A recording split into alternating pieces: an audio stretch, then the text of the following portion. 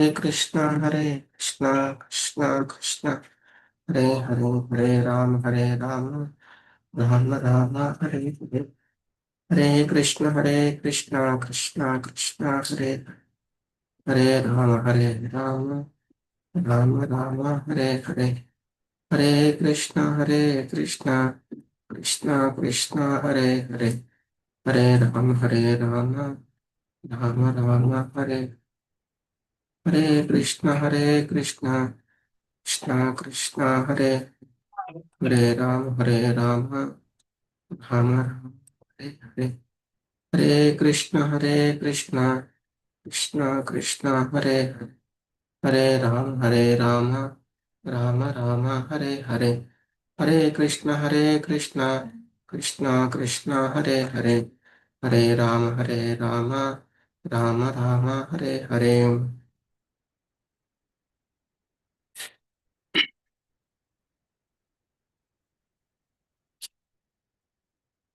అదై నా voice clear వినపడుతుందా? వినిపిస్తుంది ప్రభు. హరే కృష్ణ. ప్రభుజీ వాయిస్. ఓకే మధ్యరాజ్, ఒకవేళ ఏదైనా సరిగా రాకపోతే ఎవరైనా మెసేజ్ చేయండి, లేకపోతే అన్మ్యూట్ చేసుకుని చెప్పండి. అలాగే కొంచెం మ్యూట్లోనే ఉండండి, ఏదైనా అడిగినప్పుడు మాత్రం అన్మ్యూట్ చేసుకోండి. శ్రీదేవి మాతాజీ వచ్చారా?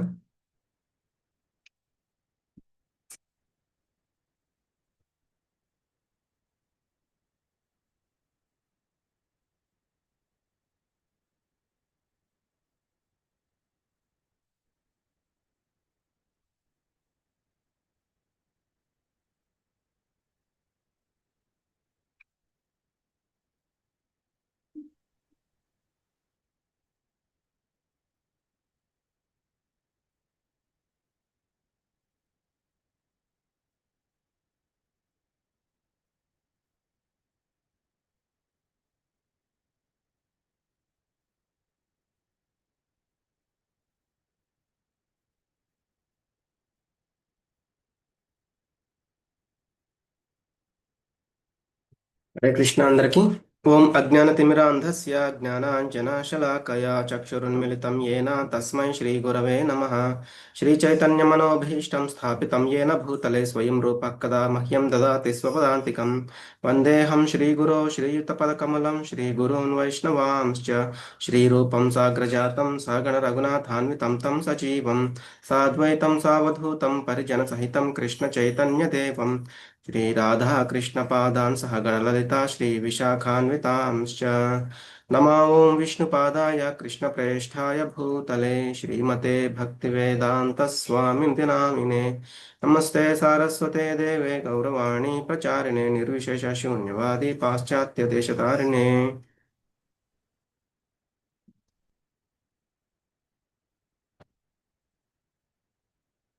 हे कृष्ण करुणा सिंधो दीनबंधो जगत्पते गोपेश गोपिका कांता राधा कांत नमोस्तुते तप्त कांचन गौरांगी राधे वृंदावनेश्वरी वृषभानुसुते देवी प्रणमामि हरिप्रिये वाञ्छाकल्पतरुभ्यश्च कृपा सिन्धुभ्य एव च पतितानां पावनेभ्यो वैष्णवेभ्यो नमो नमः।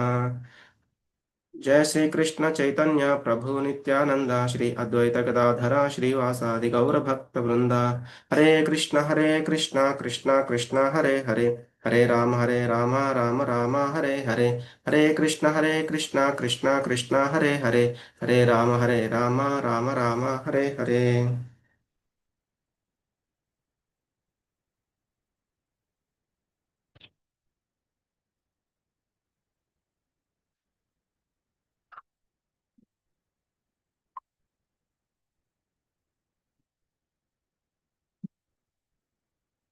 హరే కృష్ణ అందరికీ.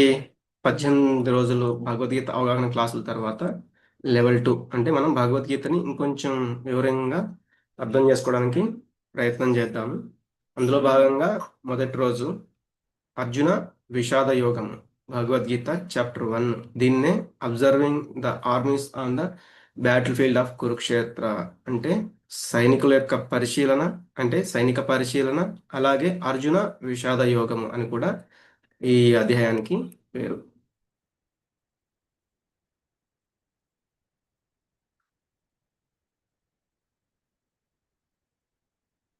ధృతరాష్ట్రుని విచారణ, ధృతరాష్ట్ర ఉవాచ ధర్మక్షేత్రే కురుక్షేత్రే సమవేతాయుయుత్సవః మామకాః పాండవాశ్చైవ కిమకుర్వత సంజయ.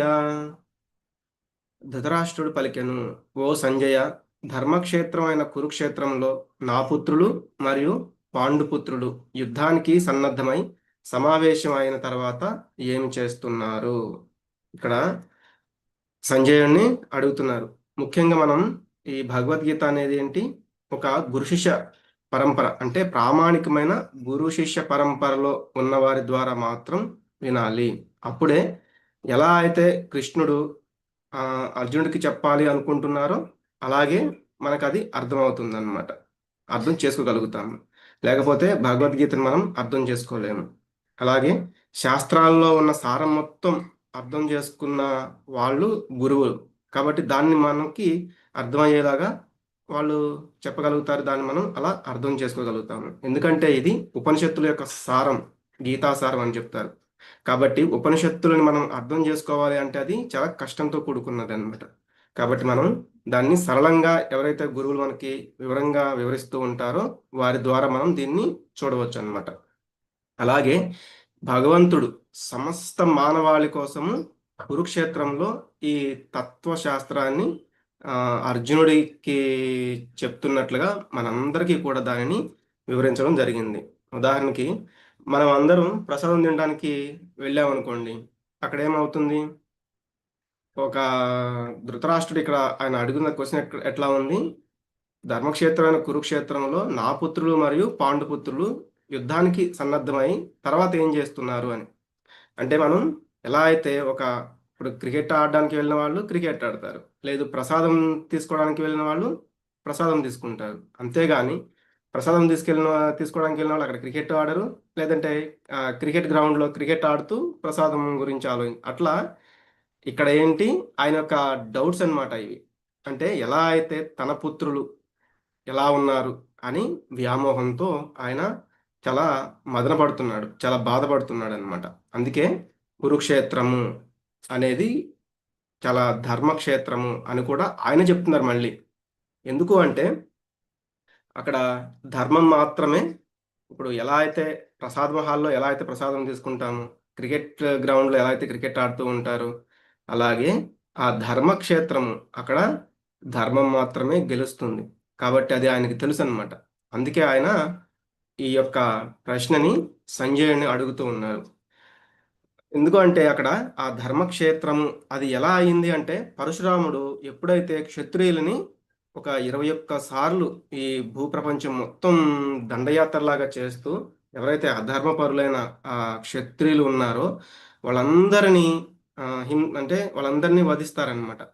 వా అటువంటి ఇంత హింసాత్మకం జరిగిన తర్వాత ఆయన ఒక బ్రాహ్మణుడు కాబట్టి వచ్చి ఆయన అక్కడ తపస్సు చేస్తారు, కొన్ని సంవత్సరాలు అక్కడ తపస్సు చేశారనమాట. కాబట్టి అందుకు ఆ క్షేత్రానికి అక్కడ చాలా ప్రత్యేకత అనేది కూడా ఉంది.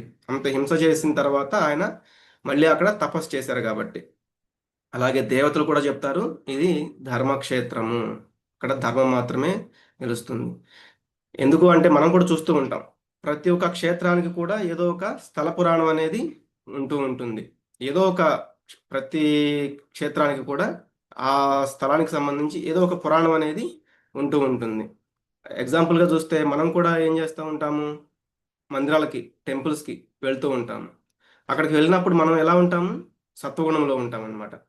మనము బయటకు వచ్చిన తర్వాత కామ క్రోధ మోహ మదమాత్సర్యాలు లోభము ఇవన్నీ మనకి కొన్ని కొన్ని సార్లు కొన్ని కొన్ని అనేవి వస్తూ ఉంటాయి. కానీ మనం ఎప్పుడైతే ఆ భగవంతుడి యొక్క దర్శనం కోసం భక్తుల యొక్క సాంగత్యంలో ఉండడానికి ఎప్పుడైతే మందిరాలకు వెళ్తూ ఉంటామో అప్పుడు మనకి అటువంటి ఆలోచనలు అనేవి రావన్నమాట. ఎందుకు ఎందుకు అంటే అక్కడ మనకి స్థల పురాణం ఆ యొక్క స్థల ప్రభావం అనేది మన మీద పనిచేస్తూ ఉంటుంది. ఆధ్యాత్మిక భావాలు అనేవి మన మీద కలిగిస్తూ ఉంటాయి కాబట్టి, ఆ యొక్క ఆధ్యాత్మిక భావాలు మనకి కలుగుతూ ఉంటాయి కాబట్టి మనకి అక్కడ అరిషడ్ వర్గాలు కానీ లేకపోతే వేరే వేరే ఆలోచనలు అనేవి రావన్నమాట. అక్కడ మనం ఆధ్యాత్మికంగా ఉండగలుగుతాము. అలాగే ఇంకా ఇక్కడ ఆ ధర్మం మాత్రమే గెలుస్తుంది అనేది యొక్క ధృతరాష్ట్రుడికి ఎందుకు డౌట్? ఇప్పుడు క్రికెట్లో కూడా మనం చూస్తూ ఉంటాం కదా, చాలా మందికి ఐడియా ఉండే ఉంటుంది. ఏదైతే బ్యాటింగ్ పిచ్ అనో బౌలింగ్ పిచ్ అనో అంటూ ఉంటారనమాట. అంటే అది బాగా బ్యాటింగ్ పిచ్ అనుకోండి, ఎంత బౌలింగ్ అంటే చాలా గొప్ప బౌలర్ వేసినా కూడా అక్కడ రన్స్ అనేవి చాలా ఈజీగా పరుగులు అనేవి సాధించేస్తూ ఉంటారు. అలా కాదు, బౌలింగ్ పిచ్ అనుకోండి, ఎంత గొప్ప బ్యాట్స్మెన్ అయినా సరే పరుగులు తీయడానికి చాలా కష్టపడుతూ ఉంటాడనమాట. అలాగే ఇక్కడ ధర్మక్షేత్రం అన్నమాట. అందుకే ఆయనకి ఆ డౌట్ అనేది వస్తూ ఉంది. అందుకే మనం ఈ పదాన్ని చాలా జాగ్రత్తగా పరిశీలించాలి, ధర్మక్షేత్రము అనే పదాన్ని. అలాగే ఆయనకి ఏంటి, ధృతరాష్ట్రుడికి ఆయన పుత్రులు మాత్రమే గెలవాలని ఆశ ఉంది.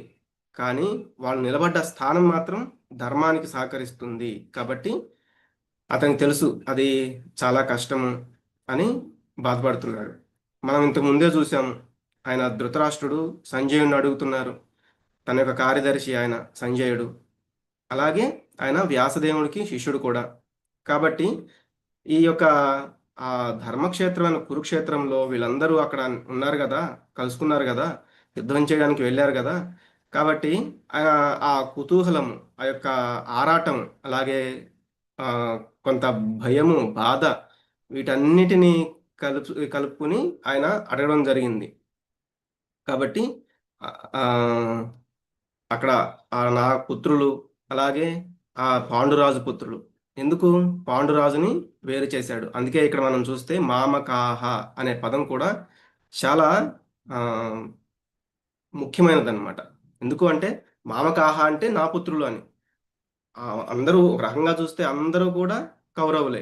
నిన్న మనం చూసాం ఆ చార్ట్ అనేది మనం చూస్తే, ఆ భారత వంశము, ఆ భారత వంశం నుంచి కురువంశం, ఈ కురువంశం అంతా కూడా వీళ్ళందరిది.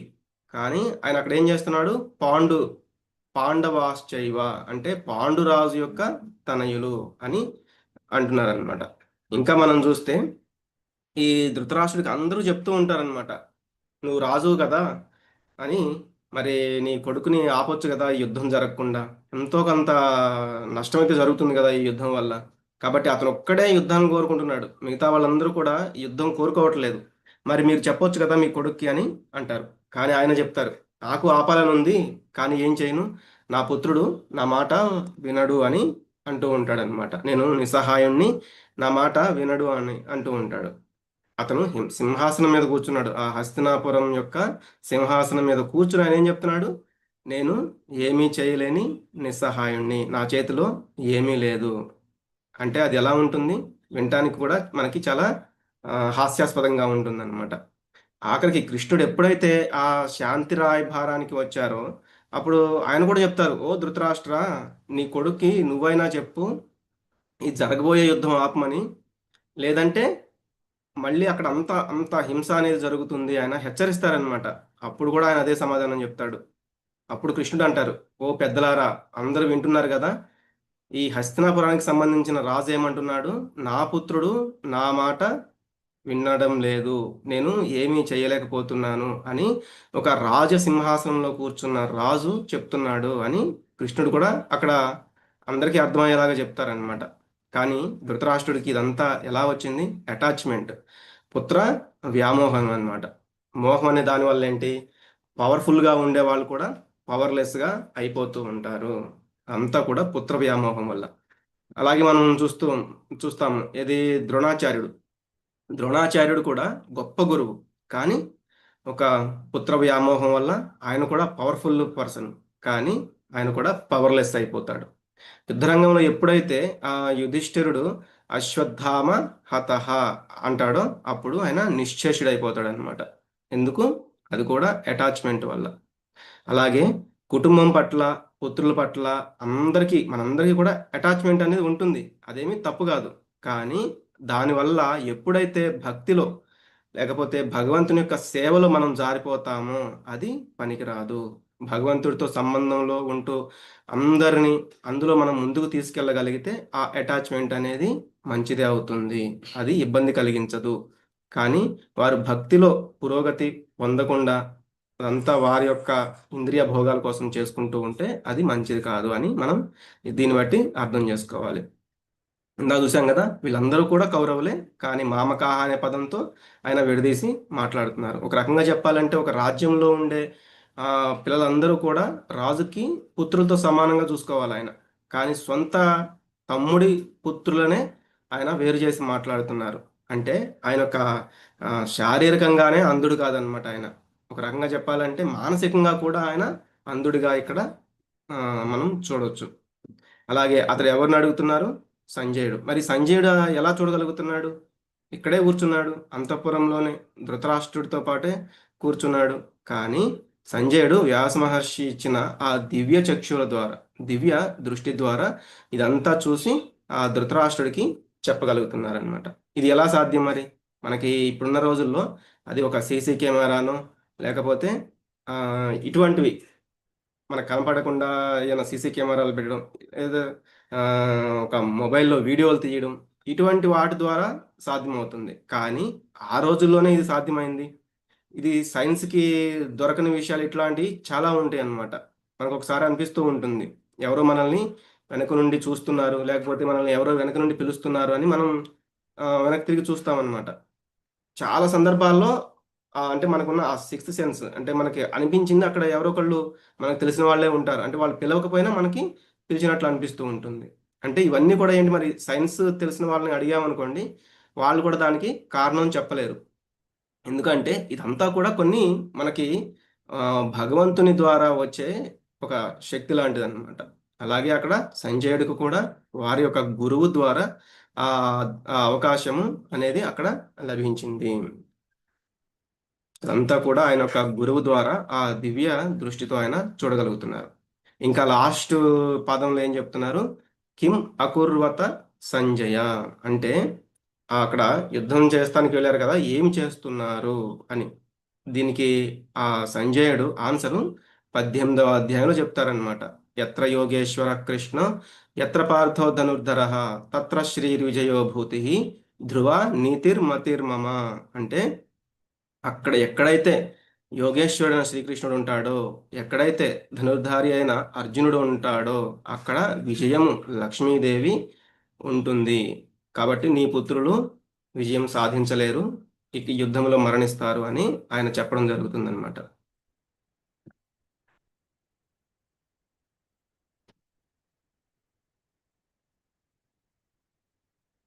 ఇక్కడ మనం చూస్తే ఈ 2వ శ్లోకం నుంచి 11వ శ్లోకం వరకు ఏంటంటే దుర్యోధనుడి యొక్క భయము. సంజయ ఉవాచ దృష్ట్వా తు పాండవానీకం వ్యూఢం దుర్యోధనస్తదా ఆచార్యముపసంగమ్య రాజా వచనమబ్రవీత్. సంజయుడు పలికెను, ఓ రాజా, పాండు తనయులచే వ్యూహముగా ఏర్పాటు చేయబడిన సైన్యమును గాంచిన పిమ్మట దుర్యోధనుడు తన గురువు ద్రోణాచార్యుడి చెంతకు చేరి ఈ క్రింది విధముగా పలికెను. ఇందాక అడిగారు ఆ, ధృతరాష్ట్రుడు, అక్కడ ఏం జరుగుతుంది మొత్తం నాకు వివరించి చెప్పమన్నట్లుగా. దానికి సంజయుడు చెప్తున్నారు, ఓ రాజా, అంటే ధృతరాష్ట్రుడికి పాండు తనయులచే వ్యూహంగా ఏర్పాటు చేయబడిన సైన్యమును గాంచాడనమాట. ఎవరు? దుర్యోధనుడు. ఈ మనం రంగా చూస్తే ఈ అధ్యాయాన్ని రెండు విధాలుగా చూడొచ్చు. ఇందాక చూసాము ఒక సైనిక పరిశీలన. ఇక్కడ కూడా ఏంటి, ధృతరాష్ట్రుడు కూడా అక్కడ ఏం జరుగుతుందో తెలుసుకోవాలనుకుంటున్నారు. అలాగే దుర్యోధనుడు కూడా ఈ యొక్క సైన్యాన్ని పరిశీలనగా అక్కడ ద్రోణాచార్యుడికి చెప్తున్నారనమాట. కాబట్టి ఒకటేమో సైనిక పరిశీలన, అలాగే అర్జున విషాద యోగం. అర్జున విషాద యోగం ఏంటనేది మనం వచ్చే శ్లోకాల్లో చూస్తాం. అలాగే ఈ సైన్యాన్ని చూసిన తర్వాత రాజు అయిన దుర్యోధనుడు తన గురువైన ద్రోణాచార్యుడి వద్దకు వెళ్ళి ఇలా పలుకుతున్నాడు, అక్కడ చెప్తున్నాడు. ఇక్కడ చూస్తే ఒక రకంగా చెప్పాలంటే ఆ దుర్యోధనుడు రాజు కాదు, కానీ ఆ యొక్క రాజు అక్కడ అంతఃపురంలో ఉన్నాడు, ఈయన యువరాజుగా ఇక్కడికి వచ్చాడు కాబట్టి రాజులాగా ప్రభుజీ ప్రభుజీ శ్లోకం సెకండ్ శ్లోకం పెట్టండి నెంబర్. వచ్చిందిగా మాతాజీ. లేదు ప్రభుజీ, ఫస్ట్ శ్లోకమే కనిపిస్తుంది. ఫస్ట్ దే ఉంది ప్రభుజీ. ఓకే, ఒక్క నిమిషం.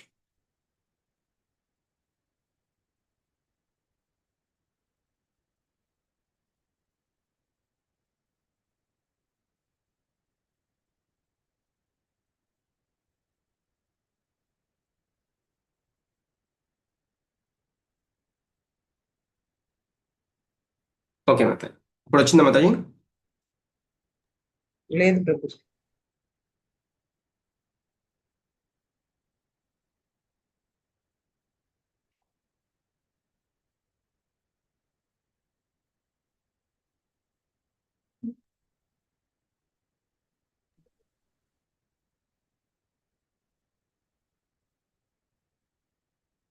హరే కృష్ణ.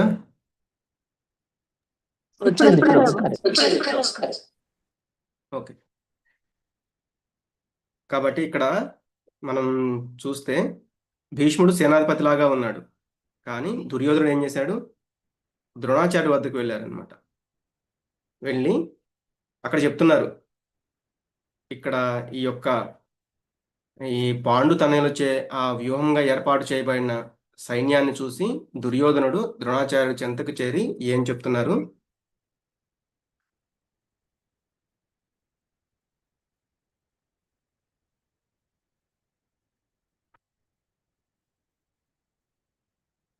పశ్యైతాం పాండుపుత్రాణం ఆచార్య మహతీం చమూం వ్యూఢాం ద్రుపదపుత్రేణ తవ శిష్యేణ ధీమత. ఓ గురువర్య, మీ ప్రియ శిష్యుడు అయిన ద్రుపదుడు, హరే కృష్ణ. ఓ గురువర్య, మీ ప్రియ శిష్యుడైన ద్రుపద పుత్రుడిచే అత్యంత వ్యూహాత్మకంగా నిలుపబడిన ఈ పాండవుల మహా సైన్యాన్ని చూడుము. ఇక్కడ అంతకుముందు కూడా మనం చూసాము, ద్రుపద పుత్రుడు, ఆయన మామూలుగా దృష్టద్యుమ్నుడు అని చెప్పొచ్చు అనమాట. కానీ అలా కాకుండా ద్రుపద పుత్రుడు అని చెప్తున్నారు. ద్రుపద పుత్రుడిని చూడండి అంటే మీరు ఇంతకు ముందు ఒక తప్పు చేశారు. ఎందుకంటే దృష్టద్యుమ్నుడు ద్రుపదుడి యొక్క కుమారుడు.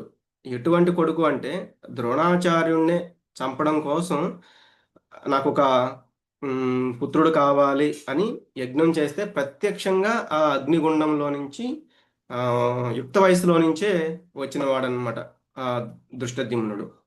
ద్రోణాచార్యుడు, ద్రుపదులు మామూలుగా వాళ్ళిద్దరూ కూడా మిత్రులు.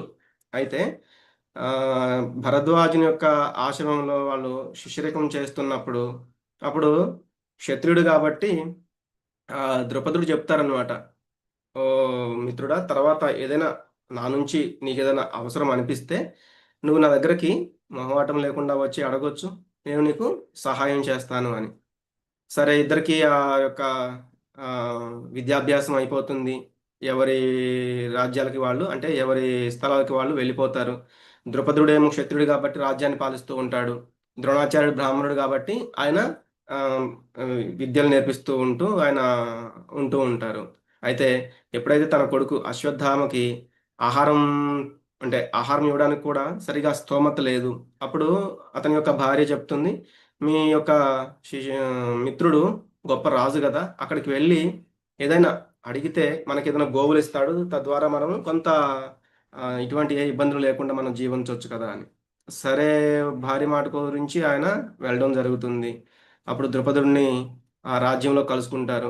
ఆ మహాసభలు జరుగుతూ ఉంటుంది. అక్కడికి వెళ్ళి చెప్తారు, మిత్రమా, నేను ద్రోణాచార్యుణ్ణి, అప్పుడు నువ్వు నాకు మాట ఇచ్చావు కదా, నాకు ఒక గోవులు కనుక ఇస్తే నేను వాటితో నా కుటుంబాన్ని పోషించుకుంటాను అని. అప్పుడు ద్రుపదుడు కొంత వ్యంగ్యంగా మాట్లాడతారు, అవమానించినట్లుగా మాట్లాడతారు. ఏదో మనం చదువుకునే రోజుల్లో అన్న మాటను పట్టుకుని నువ్వు ఇక్కడికి వస్తావా? మామూలుగా ఏదైనా కావాలి అంటే నన్ను అడిగితే నేను ఇచ్చేవాడిని, కానీ మిత్రుడిని అది ఇది అంటూ నన్ను అలా మాట్లాడావు కాబట్టి అని కొంత అవమానించినట్లుగా మాట్లాడతారనమాట. అప్పుడు ద్రోణాచార్యుడికి చాలా బాధ కలుగుతుంది, చాలా అవమానంగా ఫీల్ అవుతారు ఆయన కూడా. సరే, అక్కడ నుంచి వచ్చేస్తారు. వచ్చిన తర్వాత ఈ కౌరవులకి, ఈ కురు రాజ్యంలో ఉన్న ఈ యొక్క బాలకులందరికీ కూడా ఆయన ఆ విద్యాభ్యాసం చేయడానికి ఒప్పుకుంటారు. ఒప్పుకొని వాళ్ళందరికీ కూడా విద్యాభ్యాసాన్ని నేర్పిస్తారనమాట. ఎప్పుడైతే ఆ విద్యాభ్యాసం పూర్తయిందో వాళ్ళందరూ, ఆ రోజుల్లో మనం చూస్తాం కదా, గురుదక్షిణగా గురువుకి ఏదో ఒకటి ఇస్తూ ఉంటారనమాట. అలాగే అడుగుతారు, గురువు గారు మరి మీకు ఏమి ఇవ్వాలి మేము గురుదక్షిణగా అని. అప్పుడు ఆయన చెప్తారు, వెళ్ళి ఆ ద్రుపద మహారాజుని బందీగా తీసుకురండి అని ఆయన ఆర్డర్ వేస్తారనమాట. ఎప్పుడైతే ఫస్ట్ పాండవులు ఈ ఐదుగురు కాకుండా మిగతా దుర్యోధనుడు, వారి యొక్క సోదరులు, వీళ్ళందరూ కూడా వెళ్ళి ఆ ద్రుపదుడిని బంధించి తీసుకురావడానికి ప్రయత్నం చేస్తారు. కానీ ఆయన చేతిలోనే ఓడిపోయి వాళ్ళు అక్కడ బందీలుగా ఉండిపోతారు. అప్పుడు ఈ పాండవులు 5గురు కూడా వెళ్ళి ఆ యొక్క దుర్యోధనాదుల్ని అలాగే విడిపించి అలాగే ఈ ద్రుపదుడిని కూడా బంధించి పట్టుకొస్తారనమాట.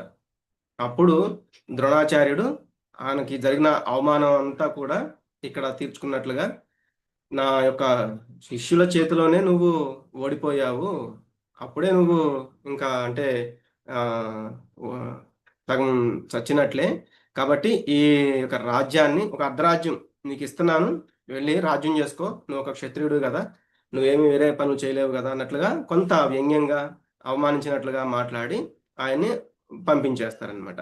అప్పుడు మళ్ళీ ద్రుపదుడు ఎప్పుడైతే ద్రోణాచార్యుడు అవమానించాడో మళ్ళీ ఆయన దానికి ప్రతీకారం తీర్చుకోవాలని ఆయన ఒక గొప్ప యజ్ఞాన్ని చేసి అందులో నుంచి అర్జునుడికి భారీగా కలిగే ఒక యజ్ఞశైలి అంటే ద్రౌపదీదేవిని అలాగే ద్రోణాచార్యుణ్ణి చంపడానికి ఒక పుత్రుణ్ణి దృష్టద్యుమ్నుడిని ఆ యజ్ఞం ద్వారా ఆయన పొందుతారనమాట. కానీ ఇప్పుడు ఇక్కడ దుర్యోధనుడు ఏం చేస్తున్నారు, సారీ అంటే అది జరిగిన తర్వాత ఏమవుతుంది, మళ్ళీ ఒక విద్య నేర్చుకోవాలి దృష్టద్యుమ్నుడు. మరి గొప్ప గురువు ఎవరు ఉన్నారు అంటే మళ్ళీ ద్రోణాచార్యుడే. కాబట్టి ద్రుపదుడు మళ్ళీ ఆయన ఒక కొడుకుని ద్రోణాచార్యుడి దగ్గరికి పంపిస్తారనమాట యుద్ధ విద్యలు నేర్చుకోమని. అప్పుడు దృష్టద్యుమ్నుడు వచ్చి ద్రోణాచార్యుడిని అడిగితే గొప్ప బ్రాహ్మణుడు కాబట్టి ఓకే, నన్ను చంపడానికే ఈ దృష్టద్యుమ్నుడు పుట్టాడు అని తెలిసినా కూడా ఆయన విద్యను నేర్పడానికి వెనుకాడాడనమాట. అలాగే అతనికి ఆ యుద్ధ విద్యలు అనేది నేర్పడం జరుగుతుంది. ఇదంతా తెలుసు కాబట్టి ఇప్పుడు ఆయన్ని ఒక రెచ్చగొడుతున్న ద్వారంలో అలాగే దెప్పిపొడుస్తున్నట్లుగా ఇక్కడ దుర్యోధనుడు చెప్తున్నారు, చూసారా, మీ శిష్యుడు, మీ ప్రియమైన శిష్యుడు దృష్టద్యుమ్నుడు మిమ్మల్ని చంపడానికే పుట్టినవాడు. అటువంటి మీ యొక్క శిష్యుడికి మీరు అప్పుడు యుద్ధ విద్యలు నేర్పించారు, అవి అన్ని నేర్పించకుండా ఉంటే బాగుండేది కదా. ఇప్పుడు చూడండి, అతను ఎదుటి సైన్యంలో మిమ్మల్ని వధించడానికి రెడీగా ఉన్నారు అన్నట్లుగా అదంతా గుర్తు చేస్తూ, అంటే వాళ్ళ యొక్క ఎదుటి సైన్యం మీద క్రోధం కలగాలి, పగ రావాలి అన్నట్లుగా చెప్తున్నారు. ఎందుకు అంటే ద్రోణాచార్యుడికైనా భీష్ముడికైనా పాండవుల పట్ల కొంత సానుకూల దృక్పథం అనేది ఉందన్నమాట. కాబట్టి అది పోవాలి అన్నట్లుగా ఆయన ఇక్కడ మాట్లాడుతున్నారు. పక్షపాతం, అటువంటి పక్షపాతం లేకుండా వాళ్ళిద్దరు యుద్ధం చేయాలి అనేది మాట్లాడుతున్నారు. అలా ఒక రాజకీయ నాయకుడు మాట్లాడుతూ ఉంటారనమాట. అట్లా ఒక రాజనీతి ధోరణిలో దుర్యోధనుడు ఇక్కడ చెప్తూ ఉన్నారు.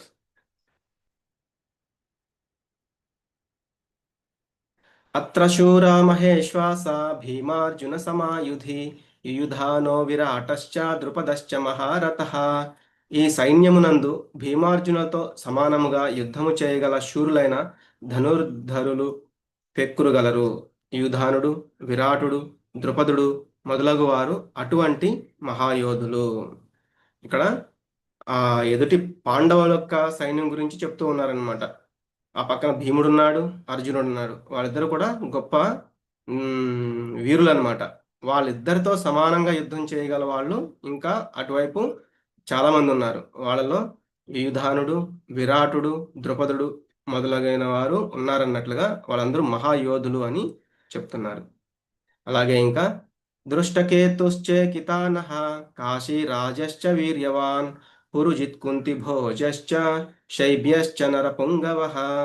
దృష్టకేతువు, శేకితానుడు, కాశీరాజు, పురుజిత్తుడు, కుంతి భోజుడు, శైబ్యుడు వంటి శూరులైన మహాయోధులు అందున్నారు.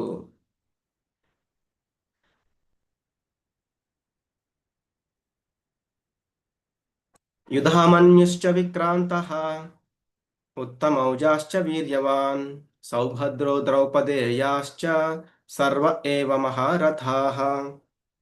పరాక్రమవంతులైన యుధామన్యుడు, శక్తిశాలి అయిన ఉత్తమౌజుడు, సుభద్రాతనయుడు అంటే అభిమన్యుడు, అర్జునుడికి అలాగే సుభద్రాదేవికి పుట్టినవాడు అభిమన్యుడు, అలాగే ద్రౌపది కుమారులు నిన్న మనం చూసాం కదా, ఆ 5గురికి ద్రౌపది ద్వారా ఒక్కొక్క కుమారుడు ఉన్నారనమాట. వాళ్ళు ఈ వీరులందరూ మహారథులు. ఇక్కడ ఇక్కడ మనకు లిస్ట్ ఇచ్చారు.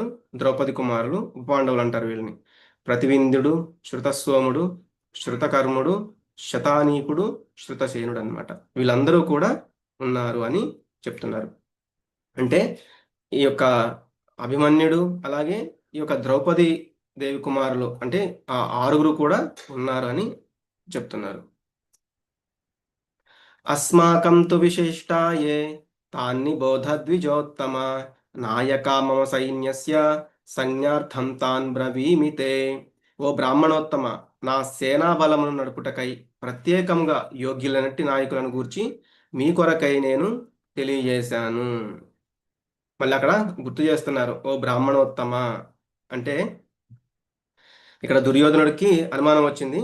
ఆ ఎదుటి యొక్క సైన్యాన్ని వాళ్ళందరినీ పొగిడితే ద్రోణాచార్యుడు యొక్క మనోబలం అంటే ఆయన కొంత ఆలోచిస్తారేమో, వీళ్ళందరూ ఇక్కడ ఎంతెంతమంది యుద్ధ వీరులు ఉన్నారు, వాళ్ళందరూ చాలా గొప్ప గొప్ప వాళ్ళని అనుకుంటాడేమో, ఆయన యొక్క ఆ మనోబలం అనేది దెబ్బతింటుందేమో అని వాళ్ళ వైపు అంతమంది వీరులు ఉన్నారు అని ఇక్కడ చెప్తున్నారు.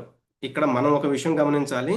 పాండవుల వైపు ఉన్న అందరి వీరుల గురించి దుర్యోధనుడు చెప్పారు, కానీ ఒక్కరి గురించి మాత్రం ఆయన చెప్పలేదు. ఎవరు?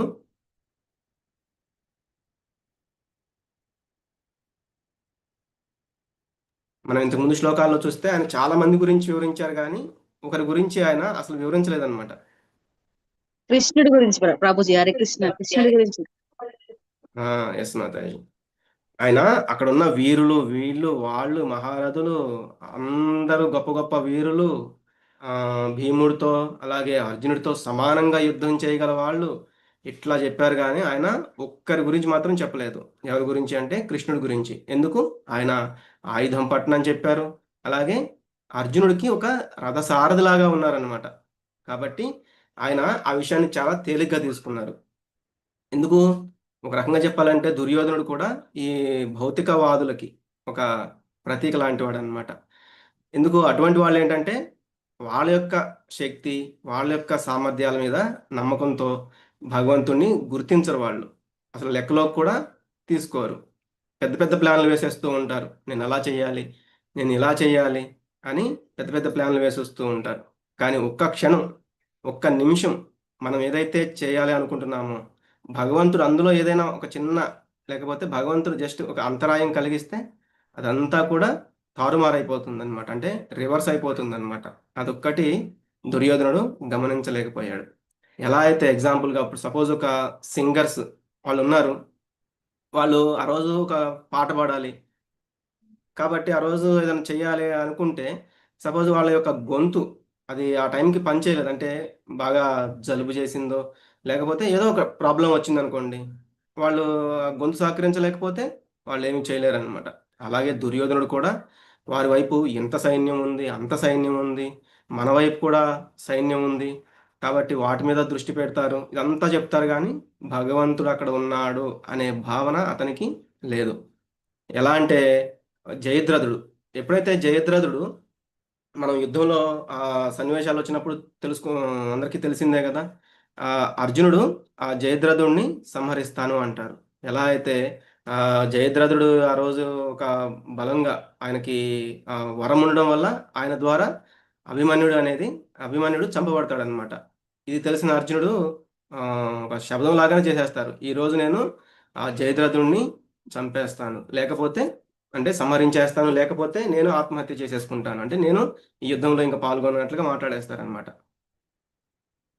కాబట్టి దుర్యోధనుడు ఇంకా ఇదే ఛాన్స్ అంటే జయద్రథుడిని కనుక మనం కాపాడుకోగలిగితే, ఆ రోజు అర్జునుడు సంహరించకుండా ఆపగలిగితే అర్జునుడు ఎలాగూ ఈ యుద్ధం నుంచి వెళ్ళిపోతాడు, అంటే అతనికి ఆత్మహత్య చేసేసుకుంటాడు, లేకపోతే యుద్ధంలో పాల్గొన్నాడు. కాబట్టి మనం ఆ జయద్రథుని కాపాడాలి, ఎలా అయినా కాపాడాలి అని అనుకుంటారు. అంతా జరుగుతూ ఉంటుంది, భీకరమైన యుద్ధం జరుగుతూ ఉంటుంది. కానీ ఎప్పుడైతే ఆ సాయంకాలం అయిపోయింది అని అందరూ అనుకోవడం, అలాగే జయద్రథుడు కూడా ఇంకా సాయంత్రం అయిపోయింది అనుకుంటారు. ఎందుకు? సూర్య భగవానుడికి కృష్ణ భగవానుడు రథ చక్రాన్ని, ఆయన యొక్క సుదర్శన చక్రాన్ని అడ్డం వేశారనమాట. ఎప్పుడైతే ఆ సూర్యుడు వెలుగు అనేది బయటికి రావడం లేదు, అంతా అంధకారం అయిపోయింది, చీకటి అయిపోయిందని జయద్రథుడు ఉత్సాహంతో ఆనందంతో బయటకు వచ్చేసి గంతులేస్తూ ఉంటాడనమాట. అప్పుడు ఆ సుదర్శన చక్రం అనేది సూర్యుడికి అడ్డంగా తొలగిపోవడము, వెంటనే అర్జునుడిని బాణం వేసేయమనడము అందరికి మనకి తెలిసిందే. ఆ జయద్రుడు అనేది జయద్రథుడు అంతటితో సంహరింపబడతాడనమాట.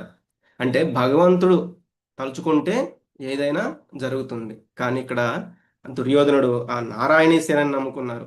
ఎంతసేపు కూడా కృష్ణ భగవానుడు అంటే కృష్ణుడు ఆ, నేను ఆయుధం పట్టనని చెప్తున్నాడు. అలాగే నారాయణీ సేనను చూస్తే కొన్ని అక్షౌహిణుల సైన్యం ఉంది. అదంతా అర్జునుడికి పోతుందేమో అని భయపడ్డాడు. కాబట్టి ఆ నారాయణీ సేనని ఆయన కోరుకున్నాడు అనమాట. కానీ కృష్ణుడు ఒక్కడుంటే అసలు ఆ నారాయణీ సేనని అలా తయారు చేసిందే కృష్ణుడు బలరాముడు. అది తెలియని దుర్యోధనుడు ఆ నారాయణీ సేనని కోరుకుంటాడనమాట.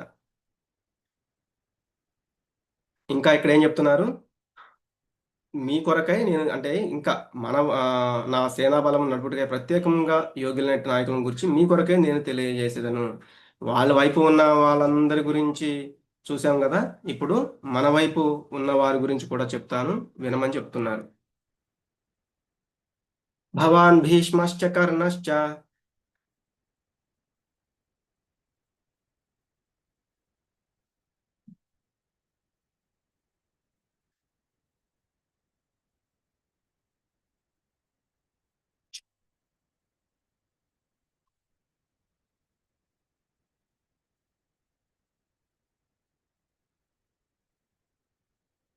భవాన్ భీష్మశ్చ కర్ణశ్చ కృపశ్చ సమితింజయః అశ్వత్థామా వికర్ణశ్చ సౌమదత్తిస్తథైవ చ.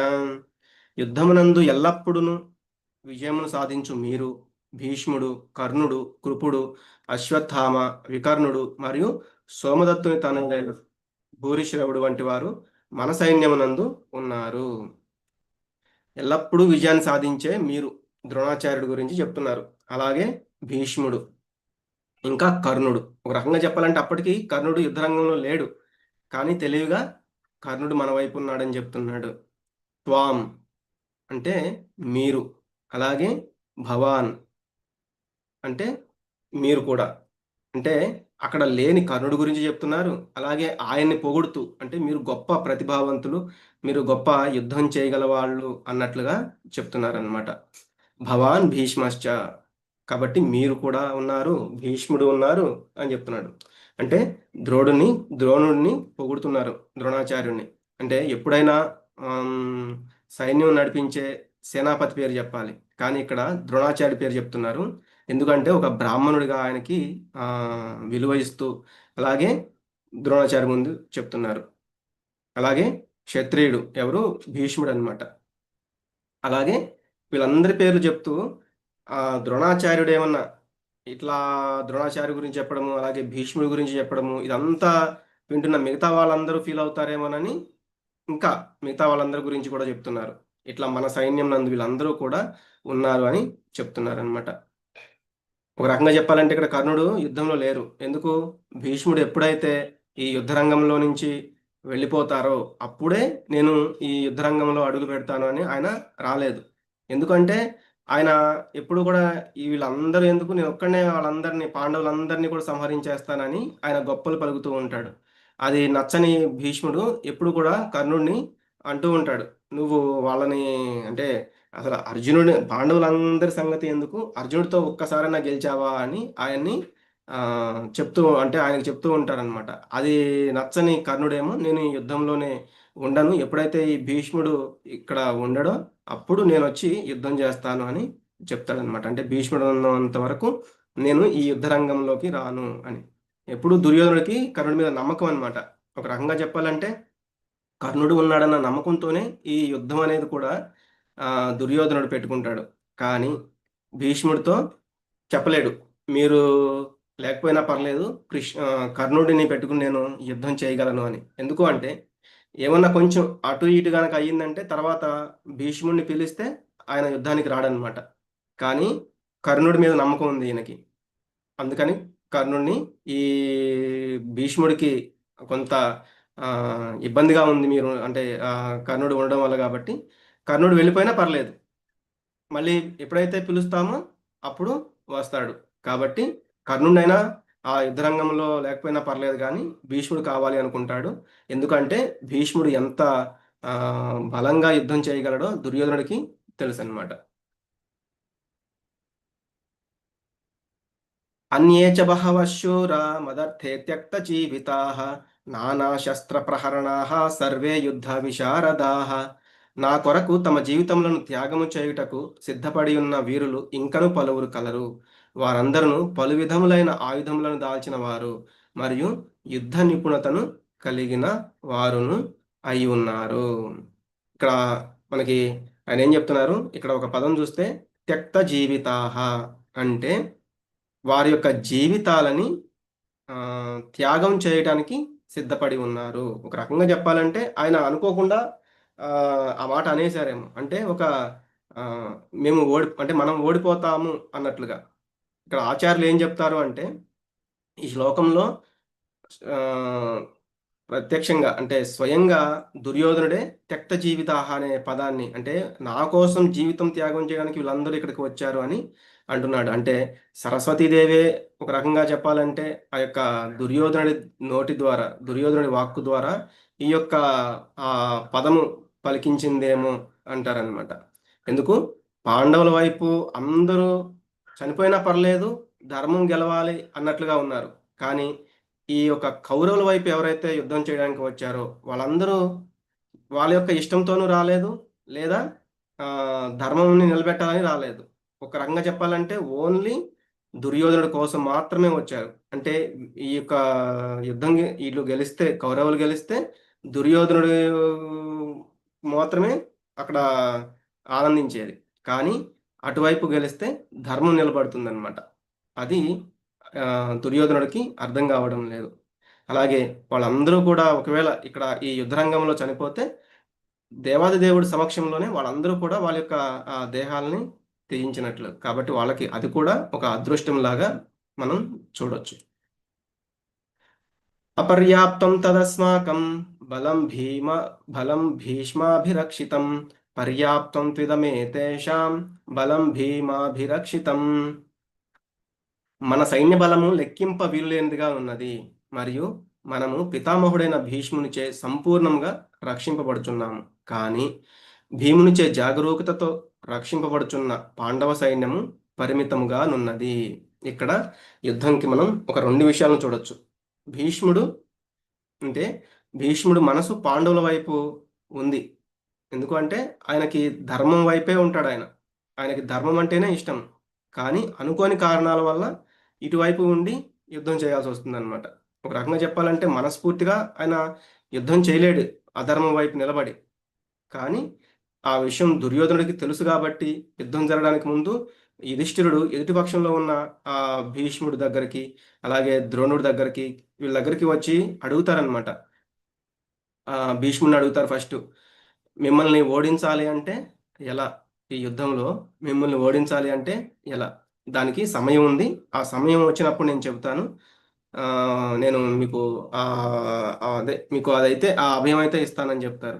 అలాగే ద్రోణాచార్యుని కూడా అడుగుతారనమాట. అప్పుడు ద్రోణాచార్యులు చెప్తారు, మిమ్మల్ని ఎలా అయితే వధించాలి అని, అంటే మిమ్మల్ని ఎలా అయితే ఓడించాలంటే మ్యాక్సిమం వాళ్ళు ఏంటంటే అక్కడ వధించబడాలి.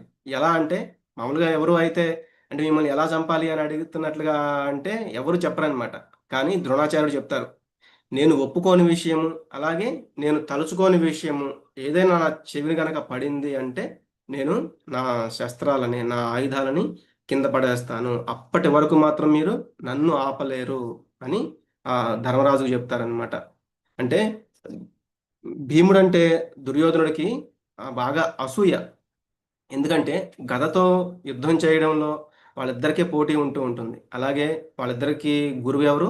బలరాముడు. బలరాముడు ఈ యుద్ధంలో లేడు. అలాగే ఆ యాదవుల్లో కూడా ఏంటి, అందరూ ఇరు సైన్యాలు కూడా, అంటే ఇరువైపులా ఉన్న వాళ్ళందరూ కూడా మాకు బంధువులు కాబట్టి వాళ్ళందరూ కూడా రాలేదు. కానీ ఆ నారాయణీ సేన మాత్రమే యుద్ధంలో ఉంది. అందుకే ఆ ధర్మరాజు వచ్చి భీష్ముడిని, ద్రోణాచార్యుడిని వీళ్ళని అడిగాడనమాట. ఎందుకు, వీళ్ళకున్న బలము వాళ్ళే, మిగతా వాళ్ళందరినీ కూడా ఎలా అయినా ఓడించవచ్చు, కానీ వీళ్ళిద్దరూ యుద్ధంలో ఉంటే అది చాలా కష్టంతో కూడుకున్నది. కాబట్టి ఆ యొక్క విషయాన్ని అక్కడ వాళ్ళకి అర్థం తెలుసు కాబట్టి వాళ్ళు వచ్చి అక్కడ అడుగుతున్నారనమాట ఆ భీష్ముని అలాగే ద్రోణాచార్యుని. అయనేషు చ సర్వేషు యథా భాగమవస్థితాః భీష్మమేవాభిరక్షन्तు భవంతః సర్వ ఏవ హి. కావున కౌరవ సేనా నాయకులందరికీ మీ మీ వ్యూహాత్మక స్థానాలను పరిరక్షిస్తూ భీష్మ పితామహుడికి పూర్తి సహకారం అందించమని పిలుపునిస్తున్నాను. అందరికీ చెప్తున్నాడు అనమాట ఆయన, ఆ కౌరవ సేనా నాయకులందరికీ. అంటే ఆ యొక్క యుద్ధంలో అక్కడ వాళ్ళ వైపు యుద్ధం చేయడానికి వచ్చిన వాళ్ళందరికీ అంటే మనం ఏమైతే ప్లాన్స్ వేసామో కాబట్టి ఆ ఆ ప్లాన్ ప్రకారం మనం అందరం కూడా భీష్మునికి పూర్తి సహకారం అందించాలని చెప్తున్నారు ఆయన.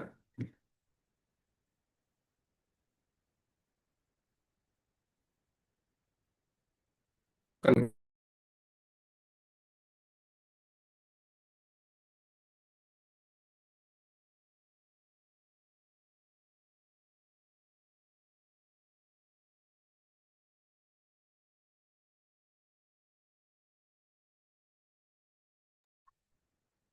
అంటే ఏంటంటే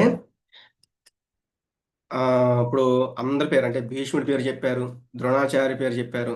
మిగతా యొక్క నాయకులందరి పేర్లు వాళ్ళకి గొప్పతనం ఇవ్వకపోతే వాళ్ళు అనొచ్చు, భీష్ముడు ఉన్నాడు కదా ఆయన చూసుకుంటాడులే, మనం చేసేది ఏముంది, మొత్తం ఆయన చూసుకుంటాడు, లేకపోతే ద్రోణాచార్యుడు ఉన్నాడు కదా వాళ్ళే చూసుకుంటారు అన్నట్లుగా అనుకుంటారని ఆయన ఇక్కడ మళ్ళీ ఒక రాజనీతి అంటే ఒక రాజకీయ ఒక పొలిటీషియన్ లాగా మాట్లాడుతున్నారు.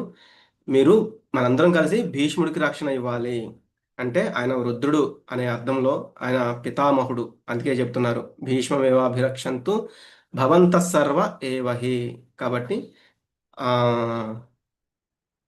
వాళ్ళు అంటే ఆ భీష్ముడు కూడా వృద్ధుడు అన్నట్లుగా మనం అందరం కూడా ఆయనకి గనక సహాయం చేయగలిగితే అంటే ఆయన్ని సంరక్షించగలిగితే ఆయన మనందరినీ కూడా ఈ యుద్ధాన్ని కూడా గెలిపించే సత్తా ఉన్నవాడు అన్నట్లుగా చెప్తున్నాడు అనమాట. ఒక రకంగా చెప్పాలంటే భీష్ముడు 12 మంది మహాజనులు ఉంటారనమాట, వాళ్ళల్లో ఒకడు. ఎవరంటే వాళ్ళు ఆ, బ్రహ్మ, శివుడు, నారదుడు, నలుగురు కుమారులు, కపిలుడు, ప్రహ్లాదుడు, అలాగే సుఖదేవ గోస్వామి, భీష్ముడు, యమరాజు, జనకుడు, బలి మహారాజు. ఇలాంటి ఒక 12 మంది మహాజనుల్లో ఆయన ఒకడనమాట. కానీ ఆయన మనం చేసిన అంటే ఆయన యొక్క ఆ, చరిత్ర అంతా మనం చూసాము అంటే చాలా గొప్పగా ఉంటుందన్నమాట. మహాభారతంలో ఆయన యొక్క స్థానం అనేది ఆయనకు తెలుసు, ధర్మం ఏదో అధర్మం ఏదో. కానీ ఆయన శాంతన మహారాజుకి ఇచ్చిన మాట కోసం దుర్యోధనుడు ఒక ఆయనకు ఒక రకంగా చెప్పాలంటే ఒక కలిపురుషులాగా కనిపిస్తూ ఉంటాడు అనమాట. కాబట్టి అతను త్వరగా నాశనం అవ్వాలంటే అతను పతనం చెందాలి అంటే అతను తప్పులు చేస్తూ వెళ్ళాలి. కాబట్టి నిశ్శబ్దంగా ఆయనకి సరే నువ్వు ఎంత చెప్పినా వినవు కాబట్టి నేను సైలెంట్గా ఉంటాను, నువ్వేం చెప్తే అది చేస్తూ ఉంటాను అన్నట్లుగా ఉంటారనమాట. అలాగే అధర్మం వైపు ఎంత గొప్ప వీరుడు నిలబడినా కూడా ధర్మమే గెలుస్తుంది. పరశురాముడికి అలాగే భీష్ముడికి యుద్ధం 27 రోజులు జరిగింది. ఆయన పరశురాముడి చేతిలో ఓడిపోలేదన్నమాట భీష్ముడు, అంత గొప్ప వీరుడు. అలాగే భీష్ముడు అసలు పేరు దేవవ్రతుడు. కానీ నేను బ్రహ్మచారిగా ఉంటాను, వివాహం చేసుకోను అని ఆయన ప్రతిజ్ఞ చేయడం వల్ల అక్కడ ఉన్న వాళ్ళంతా చాలా పెద్ద గొప్ప ప్రతిజ్ఞ కాబట్టి భీష్మ ప్రతిజ్ఞ అంటారనమాట. అందుకే ఆయనకి భీష్ముడు అని పేరు వచ్చింది. నేను బ్రహ్మచారిగానే ఉంటాను, వివాహం చేసుకోను అని ఆయన అంత గొప్ప ప్రతిజ్ఞ చేస్తారనమాట. మనం ఒక రకంగా చూస్తే అది అంత గొప్ప ప్రతిజ్ఞ అని చాలా మందికి అనిపిస్తూ ఉంటుంది.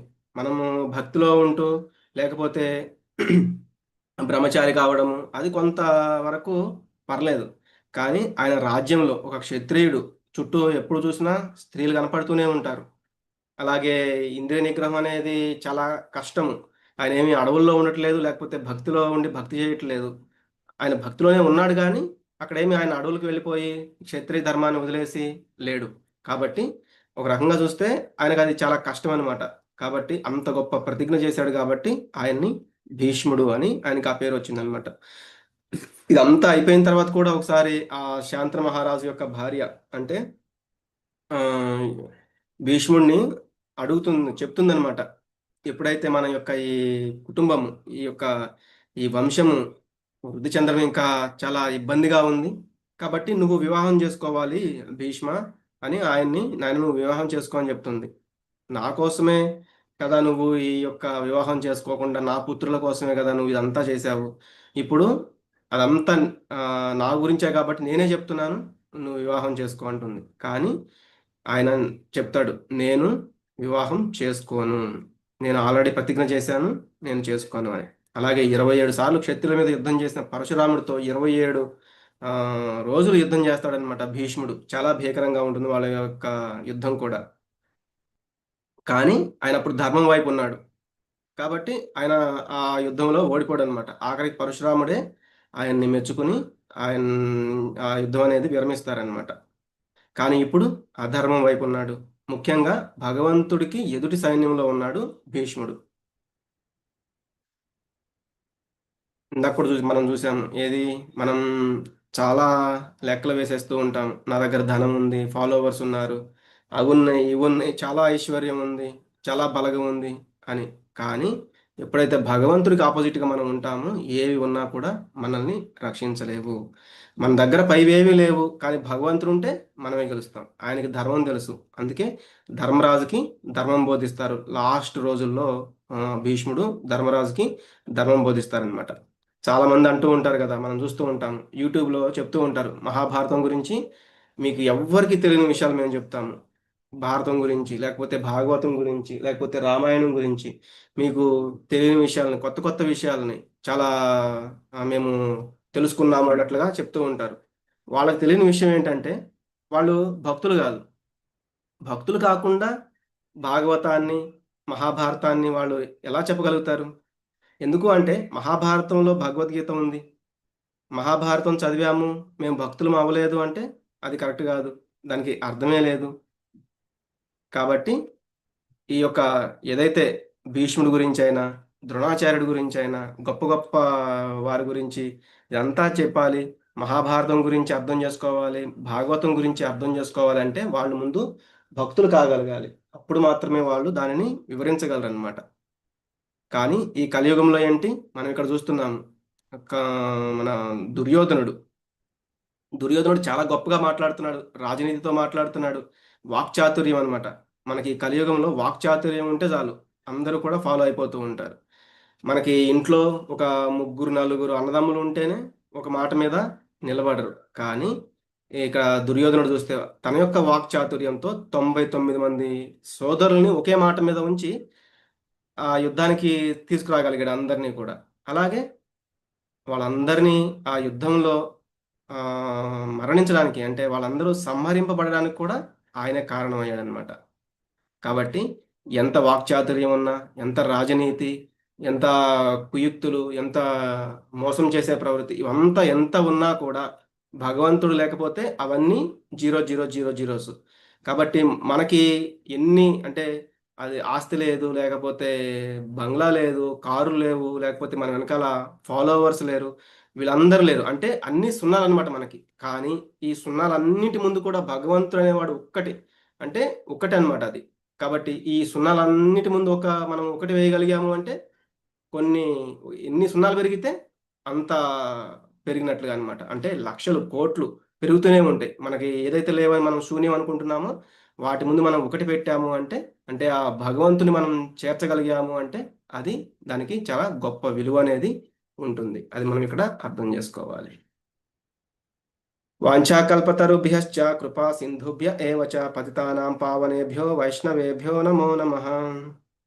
హరే కృష్ణ కృష్ణ కృష్ణ హరే హరే, హరే రామ రామ రామ హరే హరే.